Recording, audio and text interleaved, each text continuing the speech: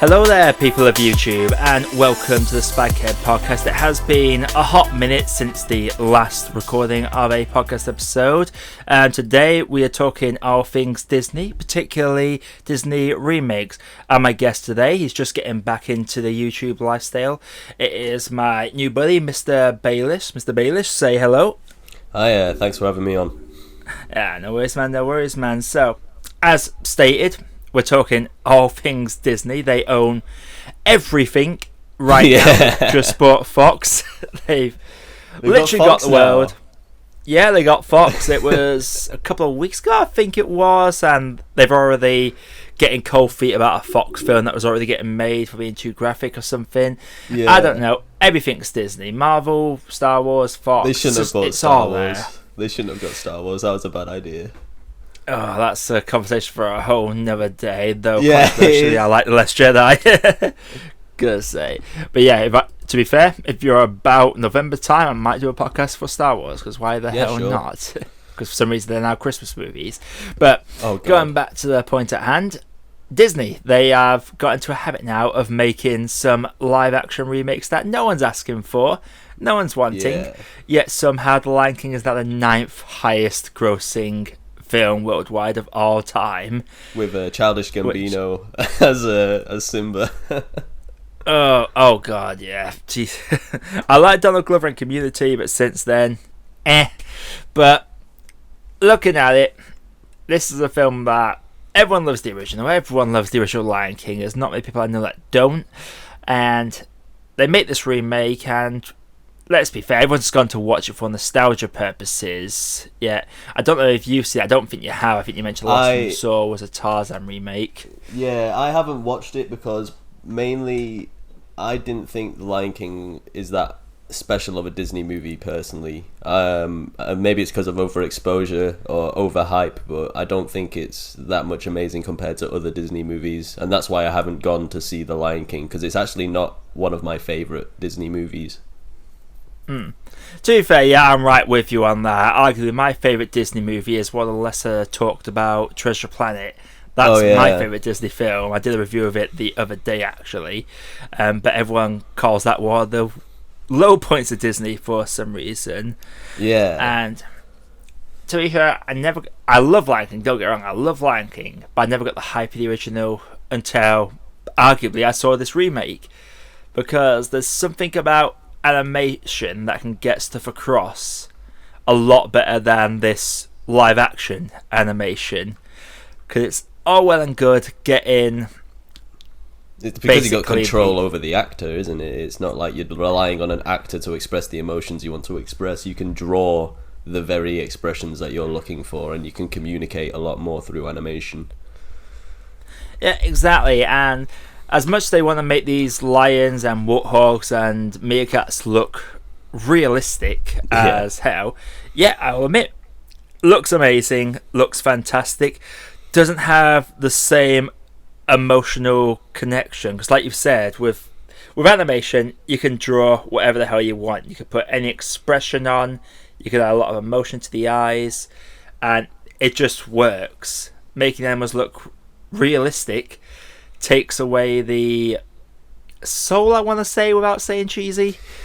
Well, yeah, no, you're right. Because obviously, with it being so amazingly realistic, you sort of take away the freedom of expression over their faces, because you've restricted it to like real life looks. Like real life expressions, and it's not even just that, because it does. Because I enjoyed this live action remake. Don't get me wrong, but it felt like a Diet Coke version of the original. I get what you mean there, yeah. And there's parts of the original that, I hate to say the original so much, but there's one of the big talking points of the original is everyone going back and talk about Rafiki hitting Simba, him saying it still hurts, and Rafiki saying, oh, past can hurt, but you can run through it or learn from it. Like that subtle, simple lesson Meaningful. Isn't even included in this new one. he doesn't whack him with a stick at all. Rafiki literally gets a stick right at the end. It seems to lack passion in ways. Like, they're definitely going for this is your childhood movie, you should come and watch this, but at the same time, it seems like they've not got their heads in the right places when making this movie. It felt like the kind of Disney remake you don't want. Like, there are some that have been good, like the Jungle Book one. When you watch the original, Jungle Book's a fine little movie, but it's quite random. It's just kind of scene to scene. Whereas this one gives it more of a narrative, gives Mowgli more of a connection with the wolf pack.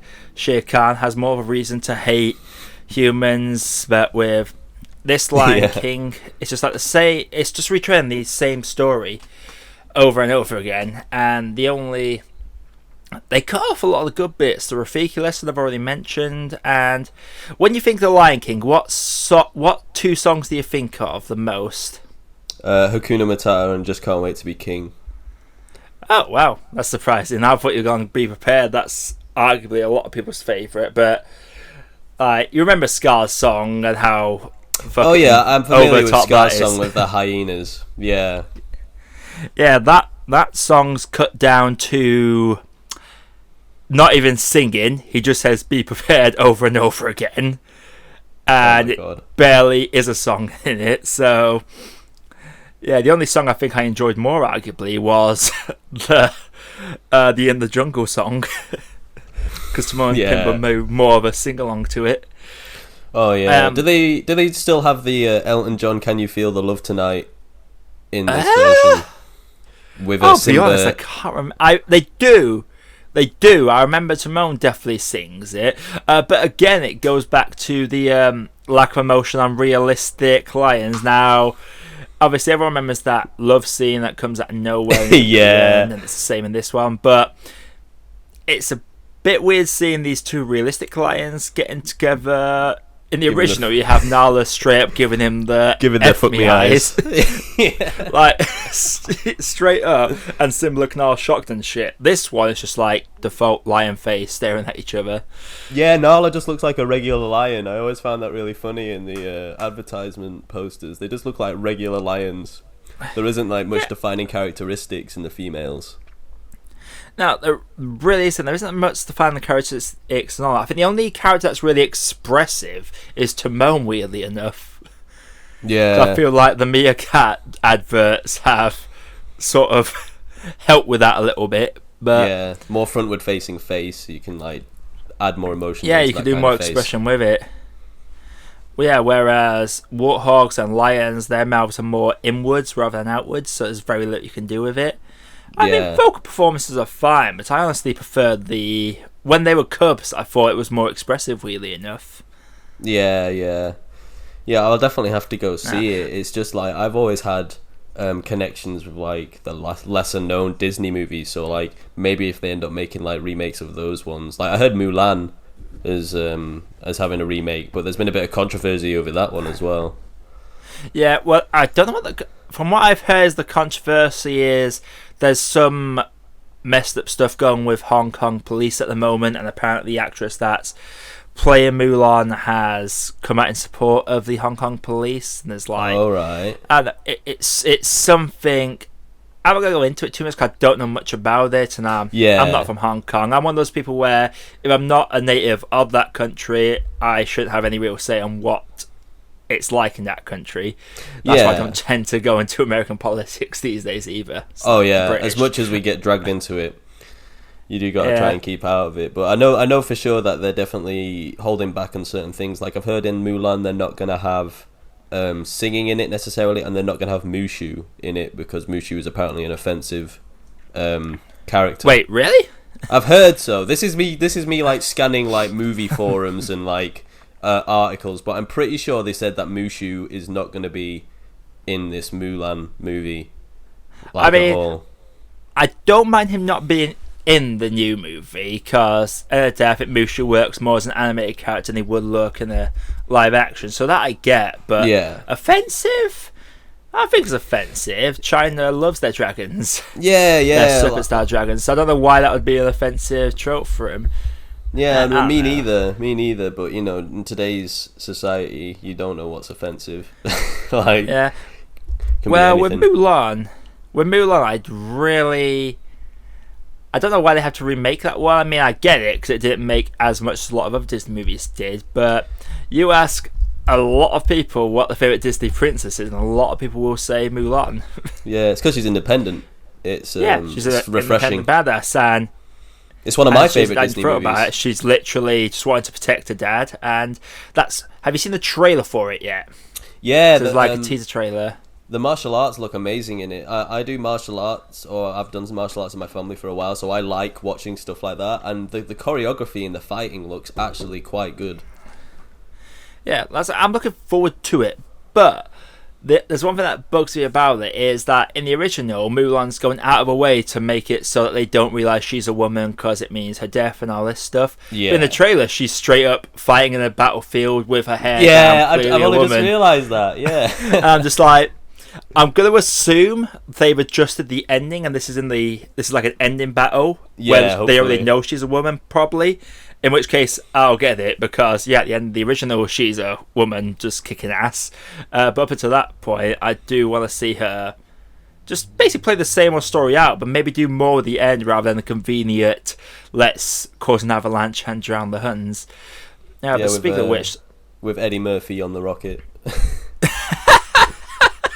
You missed? How could you miss when he's 3 feet in front of you? Yeah, best scene. Oh, God. But now, what was I talking about? Yeah, that's one of the upcoming ones. There's a number that are coming out. But before we go into ones that are coming out later down the line, let's talk about the Disney ones that have already come out. So, you mentioned something about a Tarzan one, but I do not recall a Tarzan one being made. This might not be classified as a remake, but it was the live-action Tarzan movie. And the only thing that really annoyed me... Was it like... It was it's one where he's already civilized and he comes back to the jungle and like reconnects with everybody that's there. I think Jane is played by, I can't remember who she's played by, but it was like that's what annoyed me. They advertised the movie like it was a full-on remake showing Tarzan swinging through the ropes, swing on the vines, sorry, and like hopping from place to place, like strictly jungle stuff. And then like when I watched the movie, it's not a remake at all. It's actually like a sequel where like he's already left with Jane and is living in a really nice mansion. And then is it a bit like Hook? Yes. Hook is an amazing movie, by the way. That's one of my favorite movies. Hook is brilliant. Oh yeah, I love Hook. Robin Williams, rest in peace, man. Yeah. Legend. It's a great movie. But like. It's weird because they have been doing remakes for a long time. Like there was that live action 101 Dalmatians that came out like in the 90s or early 2000s. That was a weird time. But it only seems to be in the last like 4 or 5 years that it's become a thing now. Like before coming on here, I checked which ones had been remade. It started with that Tim Burton Alice in Wonderland, which didn't care for. Then we had that. Then we had Maleficent. We've had Cinderella, Dumbo, Aladdin, and Lion King this year, of course. And we've had Jungle Book, Beauty and the Beast, and Pete's Dragon. They've had that's 9 live actions that have been made in the last decade. And I've not watched any of them, man. Like I've not had any interest in them. And back with 101 Dalmatians, back then it didn't feel like a remake. It felt more like a new 101 Dalmatians, but with the same story, because it seemed like it had more passion in it then.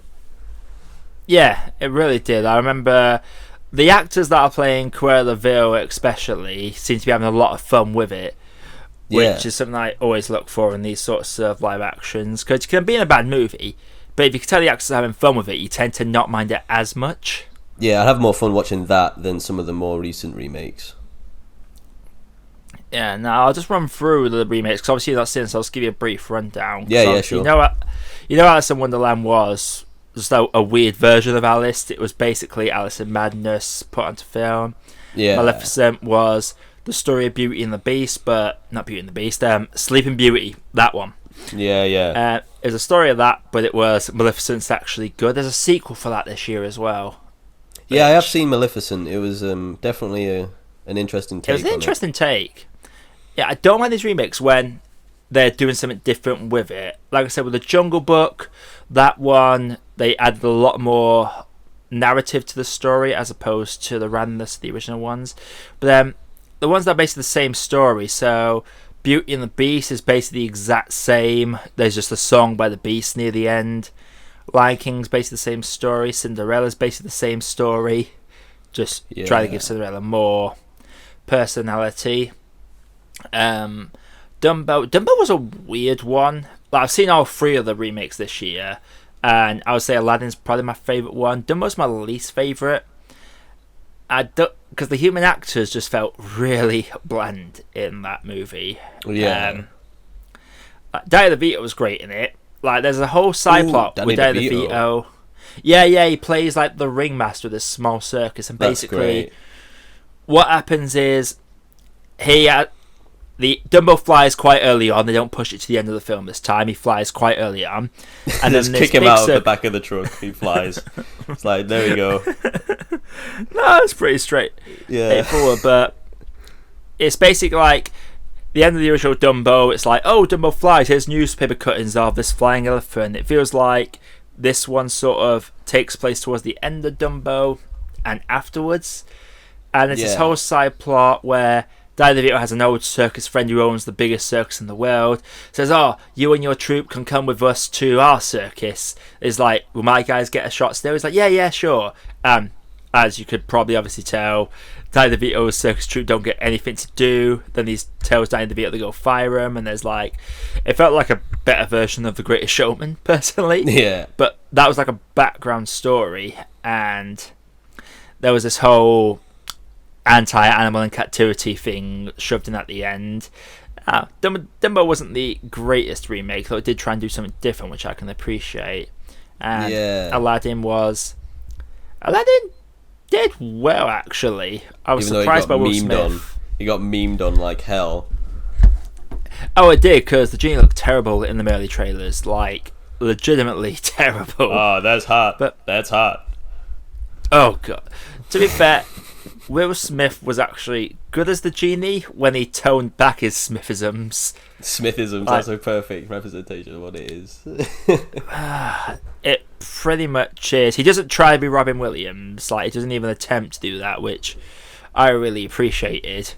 But yeah, Will Smith in that film was best part of it. And there was Naomi Scott as Jasmine as well. They did a lot of good stuff with Jasmine. They did do a bit of a heavy-handed bit towards the end, but can't mark the film down too much for that. But it was probably one of the better ones. And then obviously we came to The Lion King, and honestly, it's been plastered everywhere now that it's the 9th highest film worldwide of all time. But looking at the list now, going from 1 to 10, it's Endgame, Avatar, Titanic, Star Wars, Infinity War, Jurassic World, which you probably find quite entertaining. Yeah, funnily enough, that is like the only, out of the movies that you've just listed there, that is the only movie that I've actually gone out of my way to watch, because I don't exactly review movies that are trending, or I am not exactly like a movie buff that watches lots of movies. I'm just very passionate about certain genres of movies or certain kinds of movies, like Jurassic World. And you know what? I thought Jurassic World was a good movie. Yeah, to be fair, it was. It just felt like they could have done a lot more. What was I looking for? Could have done with less CGI. It didn't feel as lifelike as the original did. Yeah. And someone literally pointed it out that in the original they had animatronic raptors for that scene where they're chasing the kids, and the kids did well at acting terrified because they were there, acting in front of the green ball. You don't get the same response. Yeah, here's a tennis ball. Be afraid. Yeah. Well, Quentin Tarantino directed the first Jurassic World, and I was impressed by that. I was like, wow, really? Quentin Tarantino had something to do with a Jurassic Park movie? That's so crazy. He didn't direct it. He might not have directed it. I'm just going to Google it now. I'm going to Google it now, just in case, so I don't sound like a complete idiot on your podcast. But like, it's fine. Not many people listen. Just get a nice view and their fellow movie buffs anyway. But nah, I know for a fact he wouldn't have directed it, because you know Tarantino, he likes to say, "Hey, this is my 9th film that is constantly plastered over these Once Upon a Time in Hollywoods." Jurassic World. No, that was directed by someone called Colin Trevorrow. Is that how you pronounce that? I don't know. But if I go to Quentin, what's Quentin? He definitely had something to do with it. He definitely had something to do with it, but I can't remember what it was. He's probably a producer, a bit like how Steven Spielberg is a producer on every Transformers movie, though I try to forget about that. Yeah. Like everyone, let's see. Inglourious Basterds, there is dogs. Right, so it's not on the writing credit. Maybe I just see. No, I can't. Nothing on producing. Oh, maybe it was a cameo actor. No, I think I'm just like flat out wrong on that one. I think, to be honest, maybe I just misread that on something else. Oh well, easy mistake to make. But going back to the original point of these Disney remakes, obviously going back through the rest of that list, we got Avengers at 7, Furious 7 at 8, then Lion King, then we got Age of Ultron. So half that list is pretty much Avengers. Yeah, and the rest are all. They're all recognised properties apart from Titanic and Avatar, and both of those were James Cameron love things. Well, I guess you could argue Titanic's a known property because everyone knew the story of Titanic prior to the film, and they just advertised 2 hot young actors in it. So, and Furious 7, that was probably the Paul Walker effect, I'm going to assume, because that was the film after he'd passed. And I've never got into those movies. Maybe I'm just not a car person, but I just don't get into the Fast and Furious. Honestly, you don't have to be a car person for the last 4. It's a weird one. Like the first 4... Yeah, it's not even about cars anymore. It's just people like jumping out of, like driving cars out of fucking drop planes and like parachuting down. I'm like, what is going on in this movie? It's basically an action movie with cars. I'll be honest, the saga now feels like dick measuring contest between Vin Diesel and Dwayne Johnson. Because I've just seen Hobbs and Shaw recently, and The Rock literally makes a joke about how massive his schlong is. Like, I'm not even kidding. He literally wants to climb up this mountain, well endowed man. It's like, God, fucking hell.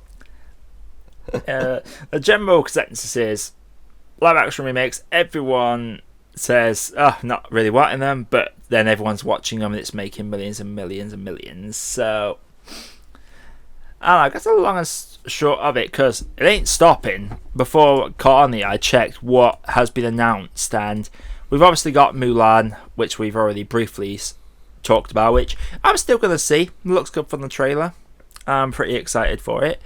Then we go through some others. There's going to be a Cruella film, so I'm guessing they're going to try and do a Maleficent with Cruella de Vil. Don't know how they're going to do that, because she literally wants to skin puppies. Yeah, like how you like you pretty much get a full representation of who Cruella de Vil is in the original movie of Wonder Woman. She just really wants fur, and there's probably she's a very two-dimensional character. There isn't much there, but you never know. They'll probably end up giving us some sort of in-depth story. She's probably some like big fashion designer or something. Yeah. And going for the rest, we've got Sword in the Stone. Little Mermaid's already been announced. That had controversy already because the mermaid's not white for some reason. Apparently everyone's mad about that. Honestly, don't mind. She's a fish.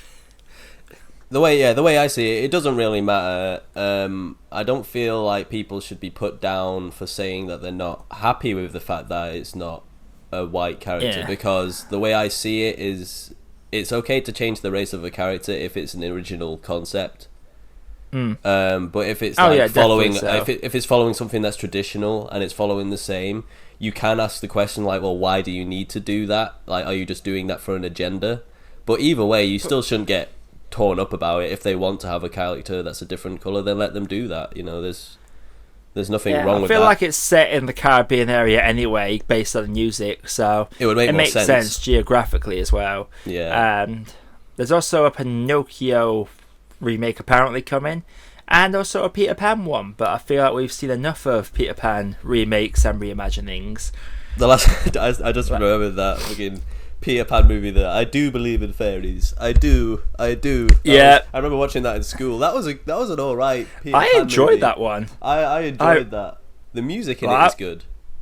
Yeah, the music was good. I thought the story was very good. I thought it was very well told. Even all the kid actors did very well.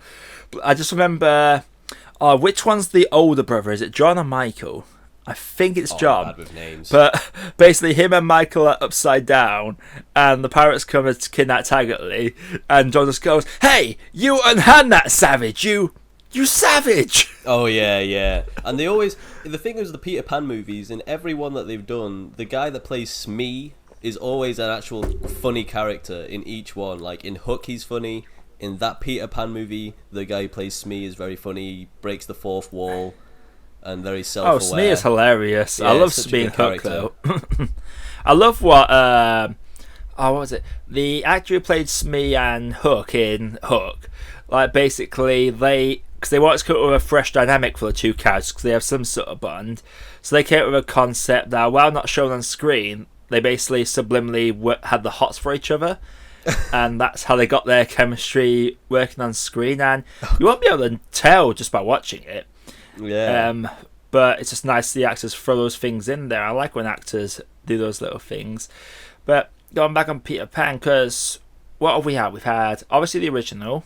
We've had Hook, as we've mentioned, and we've had that live action with I Do Believe in Fairies. Yeah, and then we have that one that we don't talk about that made no sense whatsoever. But was that the Neverland one or something? I didn't watch it, and I don't know about it. Oh, it. shit, yeah, there was Return to... I didn't watch Return to Neverland. I'm thinking more of Pan, the one where they have Smells Like Teen Spirit in there for some reason. They have Nirvana it's set in the Peter 40s. Pan movie? What? They have Nirvana in a Peter Pan movie? Yeah, basically... Oh, my God. Yeah, basically, it's weird, because basically the setting of this one is... It's a prequel to the original Peter Pan. It's how him and Hook meet and all this shit. And Blackbeard's the villain. He's played by Hugh Jackman. But basically, it's set in the 40s. Peter Pan's kidnapped on a ship. They get taken... Because basically, Blackbeard wants to enslave all these stolen kids into a mine. And this flying pirate ship's taken into a mine. And you just hear the miners singing Smells Like Teen Spirit. And everyone's like, what? This is set in the 40s. How the fuck do they know about a song that came out in 1992? Oh yeah, I've seen other things do that though. Like with American Horror Story, they had a Nirvana song playing, and the time that was set then was like the 50s, so it didn't make any sense at all that they'd be singing a song like that came out of the 90s, wasn't it? I guess so. But even so, it's just like, and I feel like that film got such a bad rep that that was just one of the points that everyone gravitated towards. It's like people best about the prequels and they always gravitate towards Jar Jar, and I don't think he's as bad as everyone says. Yeah. But as stated, these remakes are coming. They're still coming, and they're coming for films that are known, but no one's really asked for. The only one that they've released that seems to be a lesser known Disney film is Pete's Dragon. What about Brother Bear? Brother Bear, I don't think they've not announced that one, have they? Because Brother Bear is my favourite animated Disney movie, and I think they could do something with that with live action if they did it right, because it's got a good story behind it. Yeah, that's actually... Alright, yeah, let's actually get straight into that, because obviously we're getting these live action remakes, and they ain't stopping. As long as they're making money, and if Lion King's able to go by, it's not going to stop. What do we want to see? I've got a few ideas in my mind as well, but please pitch to me, Brother Bear. I'm guessing where you're coming from is like it's got bears, but it's got humans in as well, so it can blend the two together quite well. Yeah, they could definitely use like the same sort of animation from Jungle Book for like the bears and the way they talk. I think they should definitely still have Phil Collins as the lead for the music and the score, and I don't think they should mess with the music much. I don't think they need to relive and reincorporate the music, because definitely. It's amazing. Phil Collins of Disney is best Phil Collins. Oh yeah, and I feel like the narrative of that Disney movie is very like meaningful, and it can still mean a lot to people today. And I could definitely see some of the scenes in that movie like brought back to life through live action, and I would go and check it out. Yeah, man, I'm just trying to picture now that scene where Kenai fights Coda's mother. Yeah, that's what I'm imagine thinking. That scene being. and then the spirits like lift him up into the air, and then that music's playing, and he gets transformed into a bear. You could do so much with that with today's technology. Oh yeah, easy. Yeah, Brother Bear. I would definitely go see a Brother Bear remix. Doesn't feel like everyone talks about it. No one talks about it. Nobody talks about it, and that's what makes me annoyed about it, because that's my Disney film. That's what I think is very special. Yeah, it's a bit like me with Treasure Planet, but with Brother Bear, to be fair, I remember it being a big twist where they just have that Phil Collins singing over. You don't even hear Kenan tell Coda that he killed his mum. He just says he's not coming. Coda puts two and two together, yeah, and that used to make me cry heartbreaking. As a kid. That scene. That used to make me cry all the time. I had to like skip that part of the DVD. I was like, I can't watch this bit. It's too sad.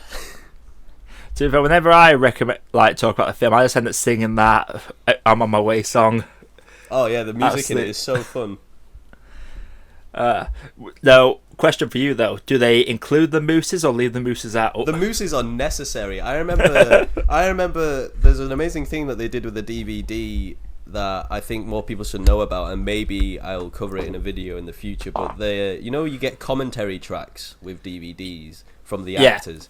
They did that, but they did it in character as the moose. So throughout the whole movie, you've got the two moose watching the movie and commentating on it and acting like, oh yeah, he was really grumpy on set that day. He didn't get a salmon for dinner and all this sort of stuff. And it's like something you should definitely check out. It's actually funny. It's actually funny to watch. I used to watch it all the time just for the commentary. Oh god! I think the only thing I've ever watched in commentary, really enough, was the Lord of the Rings Extended. Oh no, that sounds like a piece of work. That's a long commentary track. Well, I've literally watched it with like every, because they had like a director's commentary, they had the actor's commentary. Obviously, I went through a big phase during one summer. I just watched the whole trilogy extended, watched all the bonus discs afterwards, watched all the commentaries. It's really commentaries are something that I feel like needs to stay, because you learn so much more through commentary tracks. You do from the making, and like just watch the cinematographer and they would talk about how they came up with a shot and stuff. For anyone that's even a tiny bit of a film fan, listen to commentary tracks. If you can quote the film off back of your hand, watch the commentary track. I think one of my favourite commentary tracks is The World's End. I watched that commentary track and they actually pointed out that they deliberately made it so every car in the small town was like blue or green. Oh yeah. So it was like very robotic and neutral. Well, I'd never noticed that before. Now I watch it. Very, very clever in that way. He definitely pays attention to all the small details. He's one of my favourite directors for sure. Yeah, sure about the Ant-Man film. But now, but I could definitely see that as a remake. Obviously, everyone's shouting about doing Atlantis live action. I'll be honest, I can't remember much of the film. I just remember it being brutal because everyone dies in that film. Literally. They have a whole ship full of people killed. So there's like 20 of them left, and then they're flying these fish and shark-looking ships with these blue crystals.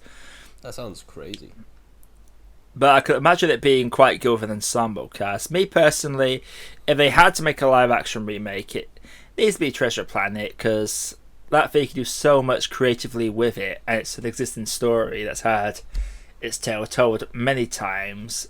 Give us that film. Just don't mess with the original. Oh yeah. As hypocritical as that sounds. Just forget about like remastering and remaking animated ones. How about we start remaking the ones that were already live action in the first place? Like, let's get a sequel to George in the Jungle with the actual Brendan Fraser in it again. I want to see Brendan Fraser in the next George of the Jungle. And like retcon the second George of the Jungle. Yeah, I don't acknowledge that one existing. I'm really mad about that one because George of the Jungle is my all-time favorite childhood movie, and they made that second one, and it's just like, oh, where's Brendan? What did you do to Brendan? Someone needs to get Brendan back on his feet and onto a George of the Jungle movie because he was phenomenal. Brendan Fraser. Yeah, what's he been in these days? I don't think he's been in that much lately. Not he was much in those mummy movies, and all I ever could talk about when the Tom Cruise mummy movie came out was I miss Brendan Fraser. Oh yeah. Well, like everyone like loves him, but then he went through like a really horrible divorce or something, and then he was just miserable, and then he sort of put on weight, and then he didn't get as many roles. But apparently he's just recently starting to get back into having a more happy life now. So I'd like to see him in some more movies because he's a good actor. Yeah, because say he's one of those underrated actors. But like Jim Carrey, he vanished for a while, and now he's only just coming back as Eggman, the Dr. Robotnik. yeah. I don't know what to feel about the Sonic movie. That's another podcast to talk about.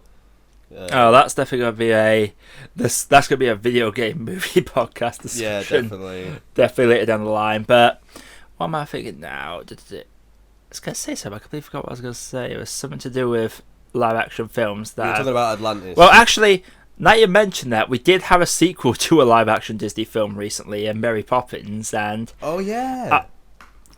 Honestly, I actually enjoyed that more than the original.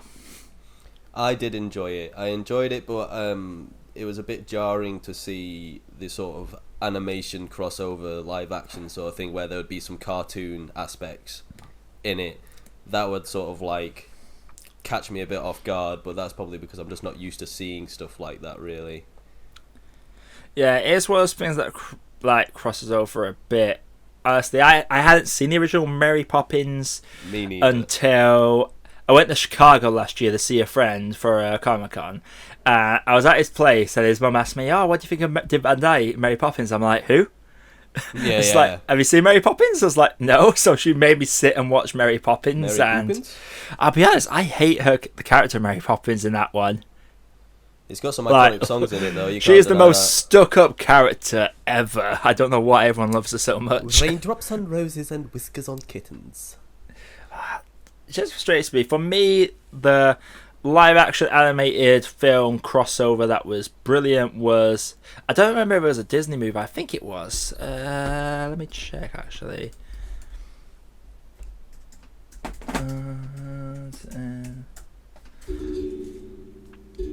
I'm sure it is. It's the one with Angela Lansbury and David Thompson. Ben Loves and Broomsticks. I can't remember if that's a Disney movie or not. I have never watched it. I've heard about it, but I've never watched it. It's so good. It's basically just a film. You've seen the original Mary Poppins, haven't you? The original one. Sort of like, it's in my memory, but I can't like recall specific scenes. Right. Well, the dad in Mary Poppins is in this Ben Loves and Broomsticks, and Angela Lansbury is like the main character in it, and she's got a cameo in Mary Poppins Returns at the end. She's like the balloon lady. Oh yeah, I like it when people do that.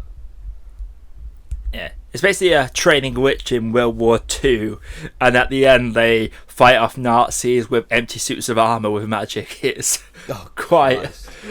It's one of those films I watched constantly as a kid. I feel like it's the better one of those old sort of babysitting kids movies, because the plot of that is these 3 kids are sent to the country during the Blitz, and they end up being taken in by this trainee witch, and they have a bed that can travel through different dimensions and shit. It's a really entertaining little film.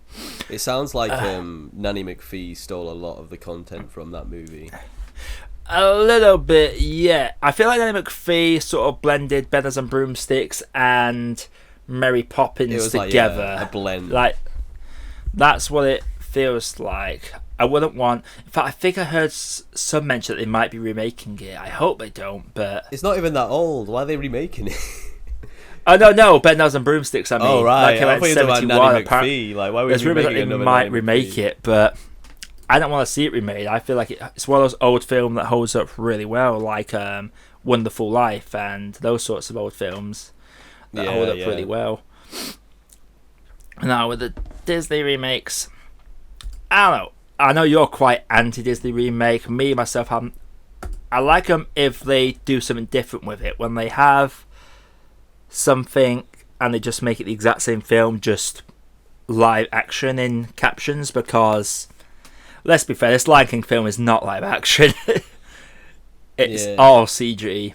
It's all pretty CG. I think it's the word remake that I tend to dislike more. Like, if you were to like do the same thing but calling it reimagining, so it's like their own take on it rather than remake, because the word remake sort of alludes to the idea that the first one wasn't good enough and they need to like redo it to make it better, when in reality it's like the original was just as fine by itself, and you should just say that, oh, this is my new take on the movie, this is our version of it.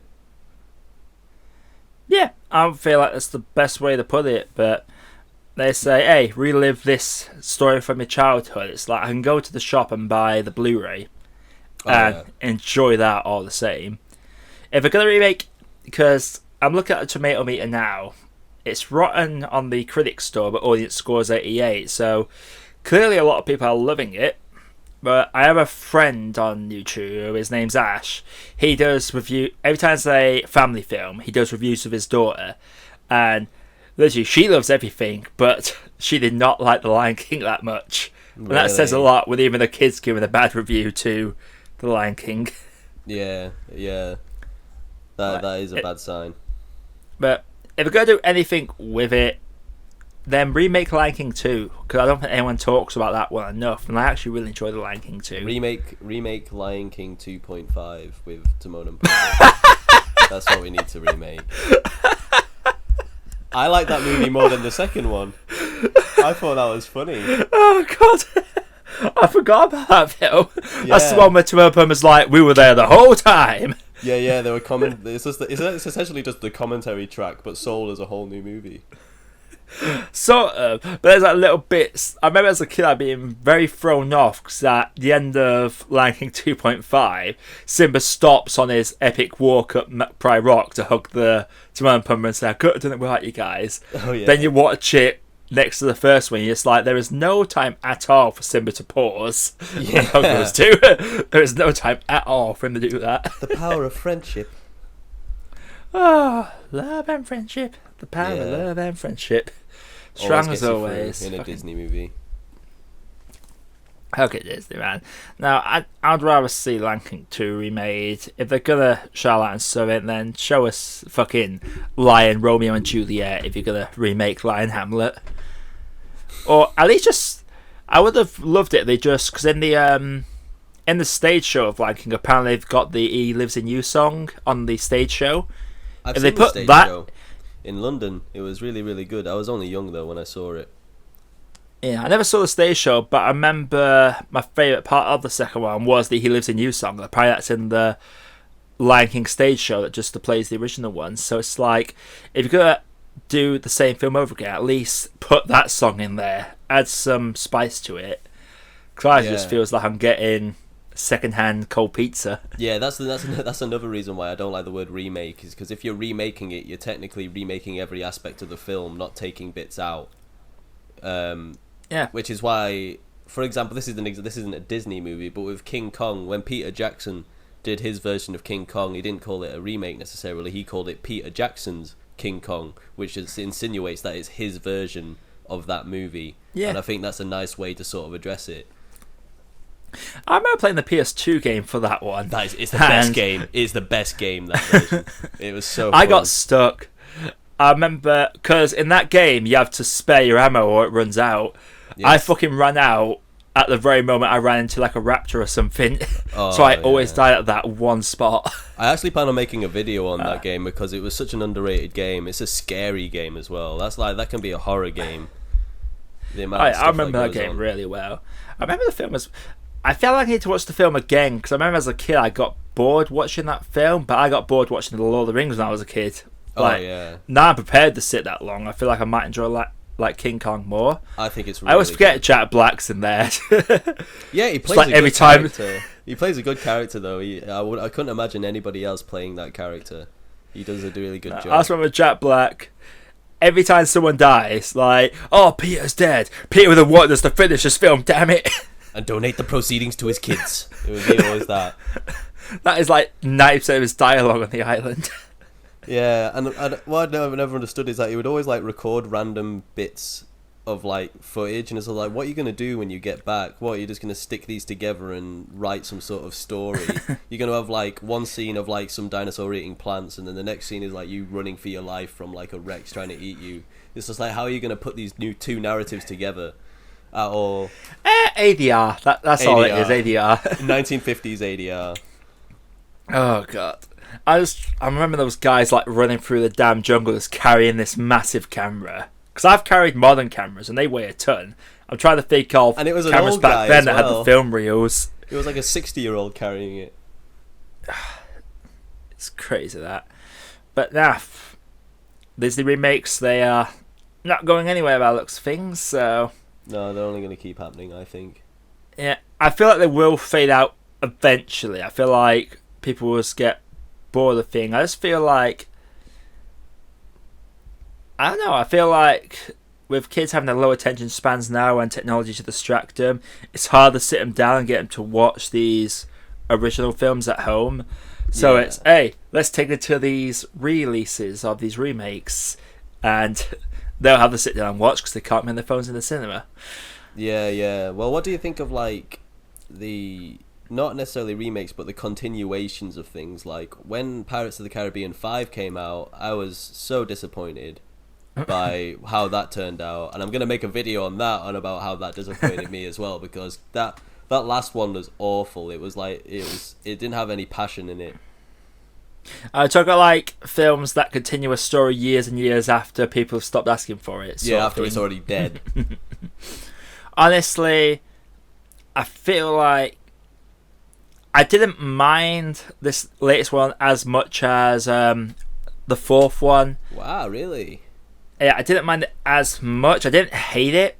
I didn't think it was good. Like, it was just nice to see the Black Pearl back again and Barbossa back again. I guess it was a lot of nostalgia stuff, but I don't like how...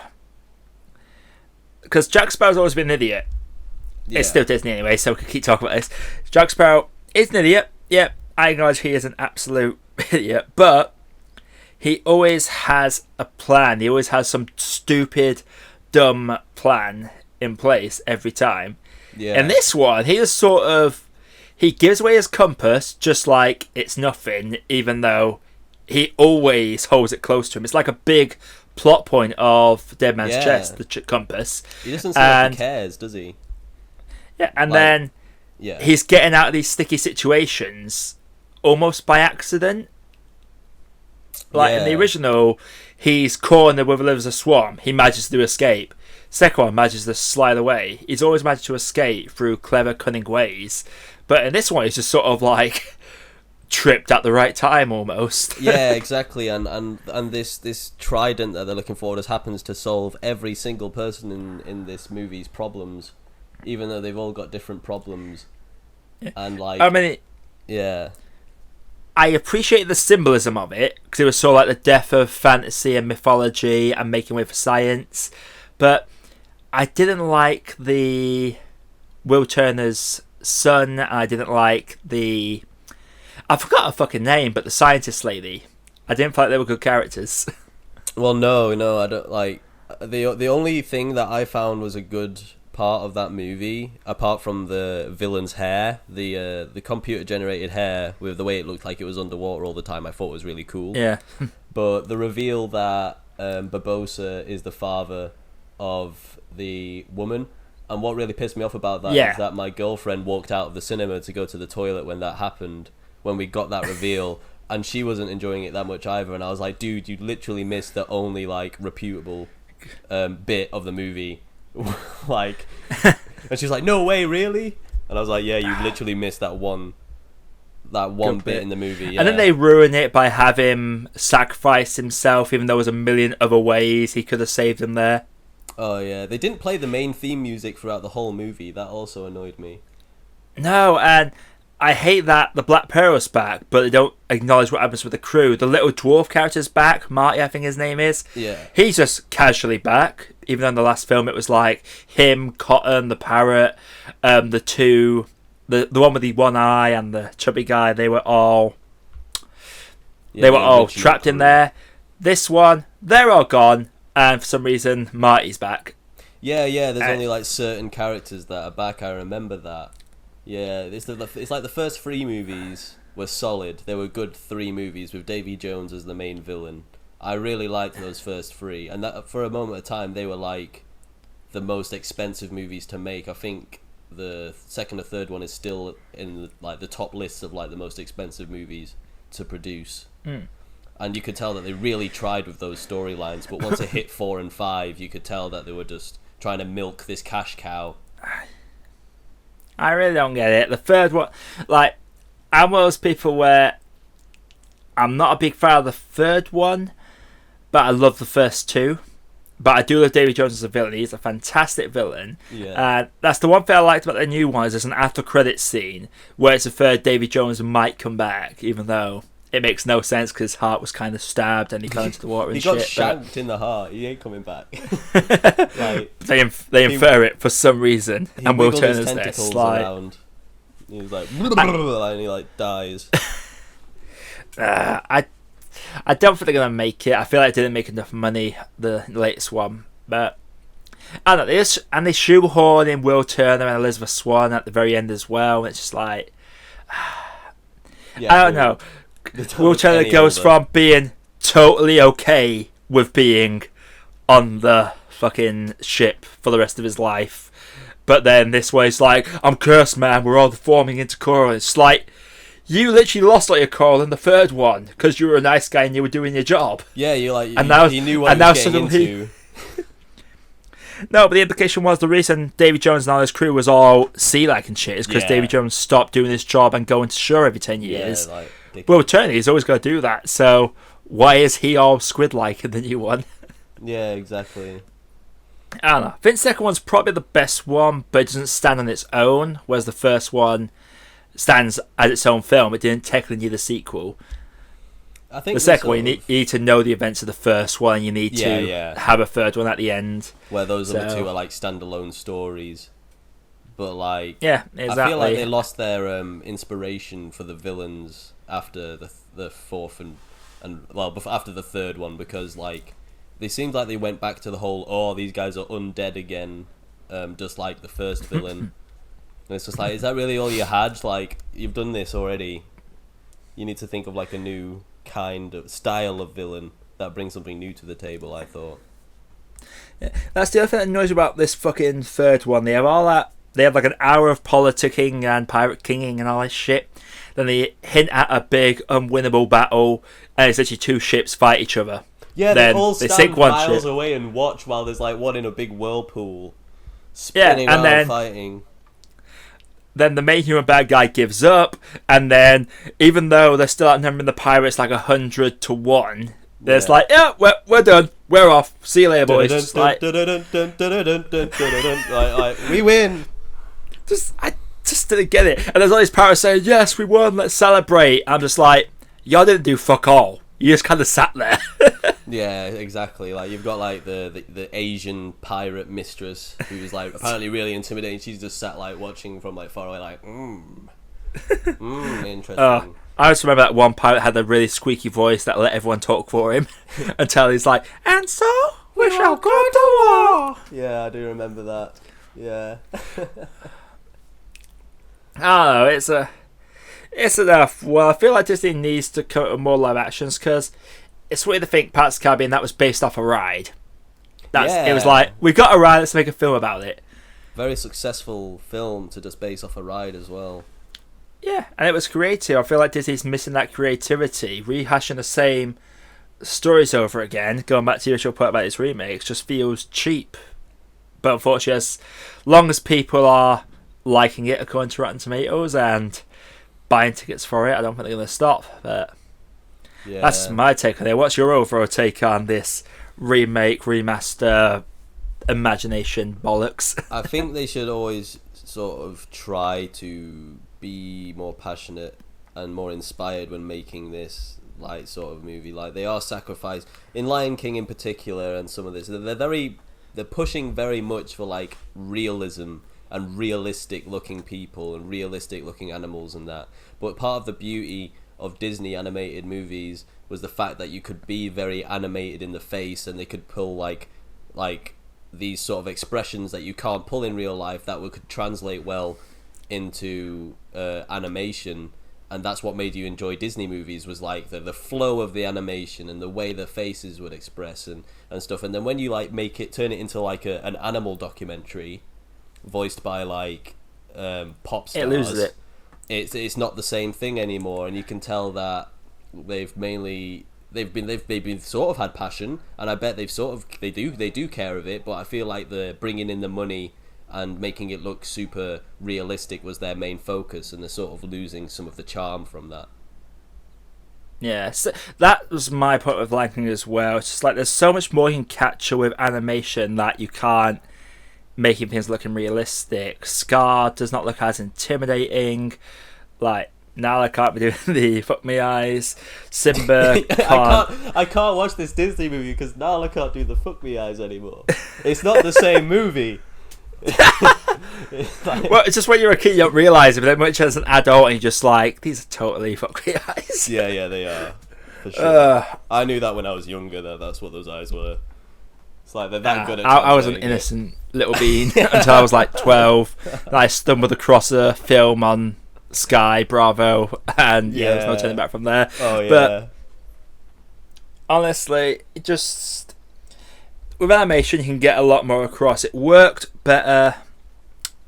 Like, Jungle Book worked fine because they had a human actor there, but Lion King really didn't. And if they're going to keep making these, just go with fresh ideas. That's all I really want at the end of the day. Anyway, I think with that, our battery's getting low on my recorder, so we're going to have to round things off here. But sure. I will go quiet for a moment while you feel free to plug all your stuff. I'm just going to relax now. Oh, okay. I wasn't prepared for this. If you guys are interested in seeing a young white male talk shit about Hollywood movies and nitpick all the sort of stuff they do and why it takes away from the enjoyment, then check out my channel. It's the same name, Mr Baelish, and we've got some videos on there already. We've got some smaller reviews like on Us and the festival, and then I've covered most of the Jurassic Park movies, including American Horror Story, and there's going to be a One Piece video coming soon, as well as the third part to Jurassic Park. It's just a good time, just making fun of movies, a bit of tongue-in-cheek, nothing too serious, not too in-depth. And I'd just like to say thank you again for having me on here as well. Yeah, no worries about it. I'm very much looking forward to that One Piece review. I've not watched One Piece since the end of the Dressrosa arc, because that's where we're getting to forever. We're getting to that bit. That's how far away we are. Really? Yeah. Sucks. Oh, so I'm a bit further ahead. No, the Dressrosa arc takes fucking forever. Does it? Because I was watching that episode as it was coming out, and it was like 2.5 years for the whole arc to finish. And just be prepared for a lot of 30-minute episodes that are 15 minutes of recap. That's all I'm going to say on that front. Yeah, I've noticed the recaps are getting longer, but we're like on Punk Hazard at the moment, which is the arc before Dressrosa, so we're like leading up to it. And I keep telling my girlfriend, I'm like, Dressrosa is the arc that everybody talks about, so I'm looking forward to like seeing that arc actually in play, because there's a lot of like plot that goes on in that arc, and a lot of like new characters or revisiting new characters. Yeah. I mean, there are a lot of characters in Dressrosa, but me personally, my favourite arc is still the Ennis Lobby arc. That's still my favourite one. A great arc. Because that one was no longer than it had to be. It had so many stories in it. I feel like that was just a fantastic arc. Plus, I'm a massive Usopp fan, and I understood this dynamic with the ship and everything. It was just, I cried over a ship. That's how good that arc is. I'm pretty basic. I like Marineford. I like the War of the Best. I thought that was a very fun arc to watch. Oh, Marineford's like second best arc for me. Everyone loves Marineford. I like the whole Marineford saga, so I think from the prison right through to the War of the Best. Yeah. Like, I call them arcs and sagas. Like, technically, Ennis Lobby was Water 7, plus Ennis Lobby was the... Oh, what was that fucking mercenary group card? I know what you mean. There's CP0 or something like that. CP9 with Lucci. Lucci is like the leopard guy. Fucking... Why did they have to make Lucci and Kaku the two bad guys? I'm like, you were my two favourite shipwrights. You're both evil? Come on now. I didn't see that coming. I was actually quite surprised when that was revealed. I was like, what? It's like, no way. We'll have a One Piece podcast another time. I need to definitely get this signed off before my battery dies. No but anyway, problem. guys, if you do like what I do on this channel, please feel free to hit that subscribe button and drop a like. And what is your take on these Disney live-action remakes? Are they a good thing? Are they a bad thing? Should they be doing more to be more original? Let me know your thoughts down in the comments below. And until next time, guys, this is That Spike Hair Podcast, signing off.